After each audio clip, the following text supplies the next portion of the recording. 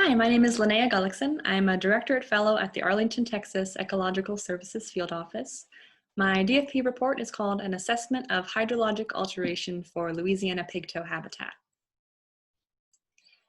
So the species that I've been working with over the past few months is Louisiana pigtoe, or Pluribema ridelli.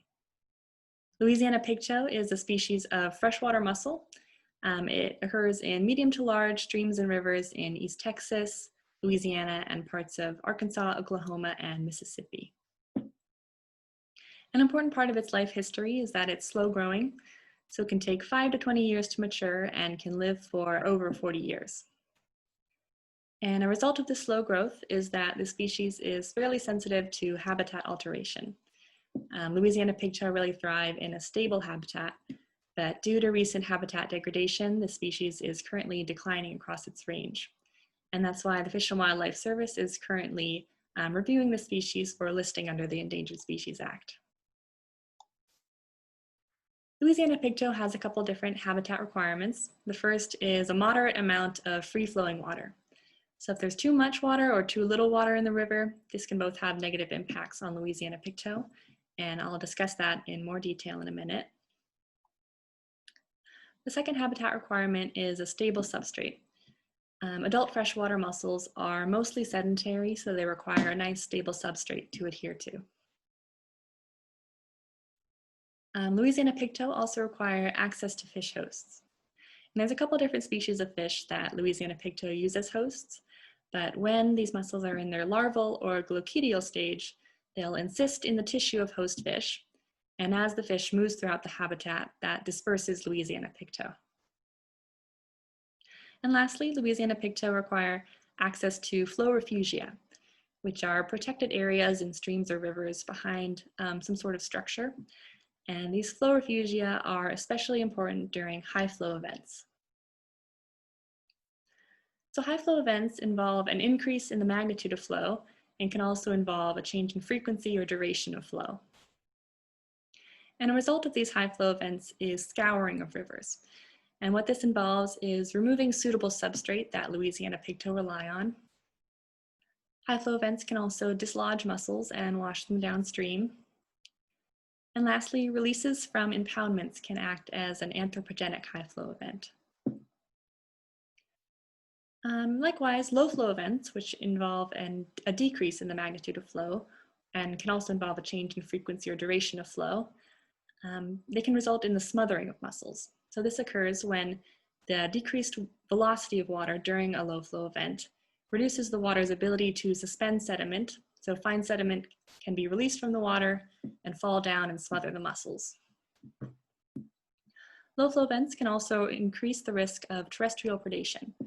With lower water levels, terrestrial predators can venture out further into the water and prey on exposed mussels that they previously didn't have access to. Low flow events can also increase the risk of stranding, desiccation, and oxygen deprivation. And lastly, with the decreased volume of water, contaminant concentrations often increase. And when these concentrations reach a dangerous level, this can result in the mortality of mussels. But at lower levels, this can cause Louisiana pigtoe to close their shells, which inhibits their ability to filter feed. And contaminant concentrations also have an impact on the presence of host fish. And the last issue I'll discuss is recruitment and reproduction. And in relation to flow, this issue involves changes in timing and magnitude of flow. There's been evidence to show that seasonal flows have an impact on maximizing encounters between host fish and glochidia. So when these seasonal flows occur at the right time, this can maximize encounters between host fish and glochidia. But when the seasonal flows occur at the wrong time, this can have a negative impact on Louisiana pigtoe's ability to successfully reproduce. Seasonal flows also serve as important cues for adult mussels to begin reproduction. In my report, I was really interested in looking at the relationship between these issues of flow and Louisiana pigtoe populations.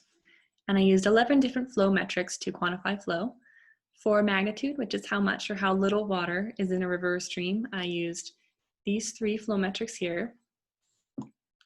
For duration, which is how long a low flow or high flow event lasts, I use these three flow metrics. For frequency, which is how often a low flow or high flow event occurs, I use the number of low pulses during a year and the number of high pulses during a year. For timing, which is when during the year a low flow or high flow event occurs, I use the date of the minimum and the date of the maximum. And lastly, for rate of change, which is the flashiness of a system, or how often a system reverses between low flow and high flow events, I use the number of reversals in a year. In my first method, I looked at the changes in these flow metrics over time. So this here is a map of the 13 known Louisiana pigtail populations. Each of the dark pink lines is one of those populations, and the lighter pink shapes around those are a 20-kilometer population buffer that I applied to each of the populations. These orange dots here are all of the possible USGS hydrologic gauges in the area, and I used a couple different criteria to narrow down which gauges to use in my analysis. First, I found all of the gauges within that 20-kilometer buffer of the populations, and then from those gauges within the buffer, I found gauges that were directly upstream or downstream from the populations. And so with these criteria, I was able to identify 36 gauges that I could use in my analysis. And those are represented on this map by these orange triangles here. So once I found those 36 gauges, I downloaded their daily discharge data from USGS. I then went through all of the data for each gauge and looked for data gaps longer than 365 days. And if I found a data gap longer than that period of time, I would readjust the beginning and end dates for the analysis to encompass a period that didn't have any of those data gaps. And if after that adjustment, there was less than 15 years of daily discharge data, I would remove that gauge from the analysis. To summarize this daily discharge data, I ran it through a program from the Nature Conservancy called Indicators of Hydrologic Alteration, or IHA. And what this program does is that it provides summary statistics for hydrologic data using the 11 flow parameters that I described earlier. This heat map here is the results of that analysis. So all of the gauges are listed on the top and the 11 flow metrics are listed on the side. And as you can see in the logarithmic scale at the bottom, red values represent a statistically significant negative slope, which means that the flow metric was decreasing over time at that gauge. And the blue values represent statistically significant positive slopes, which means that the flow metric was increasing over time at that gauge. So I found that the Little River Basin showed a high amount of flow alteration. The Neches and Pearl River Basins showed a moderate amount of flow alteration, and the Sabine and Calcasieu River Basins showed a low amount of flow alteration. And high flow alteration signifies less stable habitat, which is not ideal for Louisiana pigtoe, versus low flow alteration, which signifies more stable habitat, which is what Louisiana pigtoe prefer.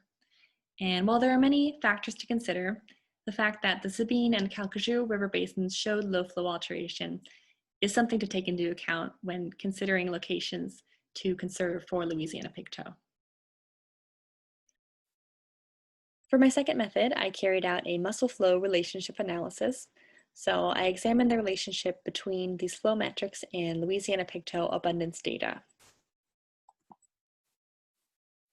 Each of these orange circles is a 20-kilometer gauge buffer, and I use these buffers to match up each gauge with its nearest Louisiana pigtoe abundance data points, which on this graph are represented by these purple circles.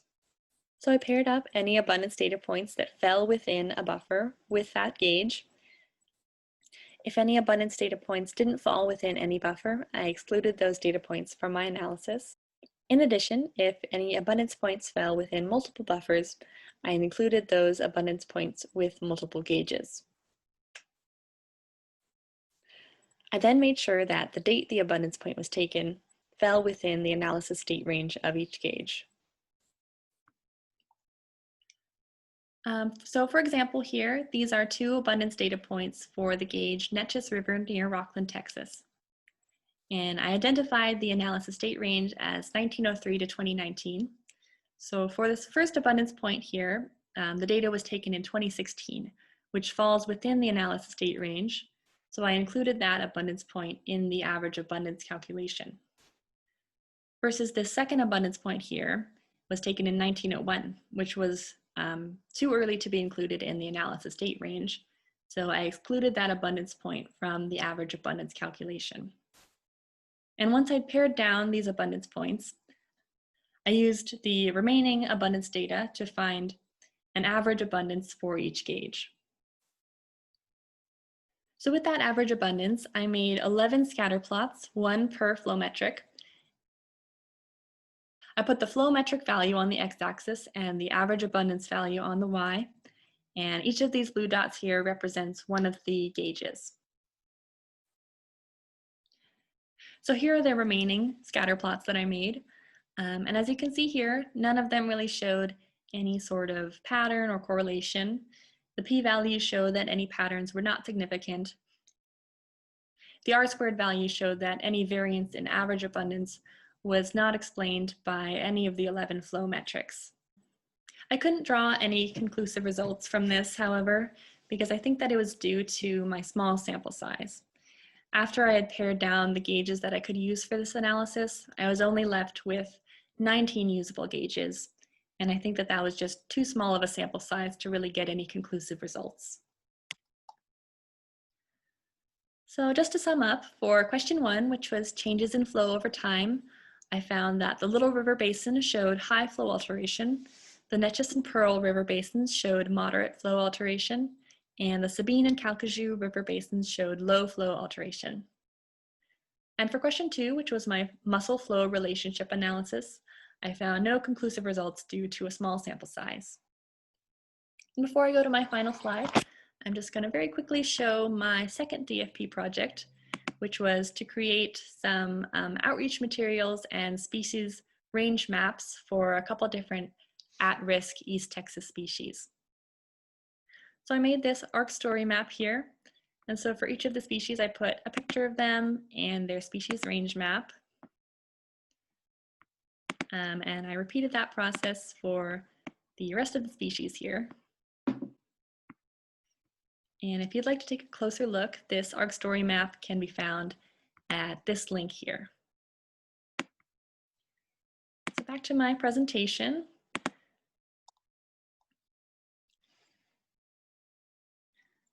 Thank you for listening. The art piece on the left is a lino cut print that I made that was inspired by Louisiana pigtoe and by this project. I also wanted to extend special thanks to Jennifer Kahn.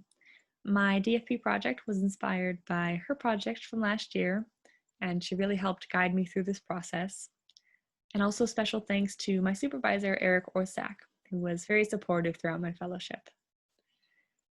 There's also a corresponding report, which is available upon request. If you'd like to read through this, please give me an email at the address listed below, and feel free to reach out to me there if you have any remaining questions. Thank you for your time.